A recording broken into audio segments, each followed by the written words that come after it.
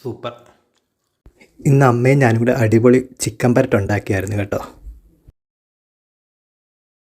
അമ്മ ഉണ്ടാക്കിയ ചിക്കൻ പരട്ട് നിങ്ങൾ സ്കിപ്പ് ചെയ്യാതെ കാണണേ.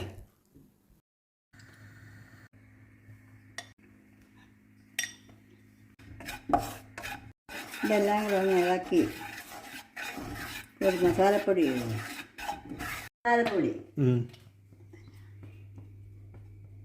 ആവശ്യത്തിന് കുരുമുളക് പൊടി ഇടണം. ഇത് കഴുകി വൃത്തിയാക്കി വെച്ചിരിക്കുന്നതിനകത്ത് മുളക് പൊടിയും ഇറച്ചിക്കെല്ലാം കൂടി ഇടുക. ആവശ്യത്തിന് ഉപ്പ് ചേർക്കണം. നല്ലതായിട്ട് ഇളക്കി അരമണിക്കൂർ നേരം വെച്ചേക്കണം.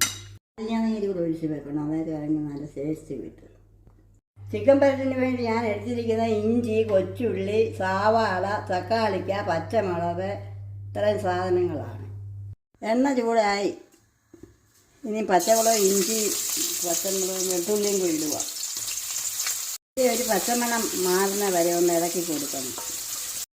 അരിഞ്ഞ് വെച്ചേക്കുന്ന സവാള ഇട്ട് വഴറ്റുക. സവാളയ്ക്കകത്ത് ശകലം ഉപ്പുകൂടെ ചേർത്ത് കൊടുത്താൽ അത് എളുപ്പം വഴണ്ട് കിട്ടും. ഇതിൻ്റെ കൂടെ 2 തേങ്ങാക്കൊത്തൂടെ ചേർത്ത് കൊടുക്കാം. ഉള്ളിക്കകത്തോട്ട് ഈ ചിക്കൻ കൂടെ എടുത്തിടുക.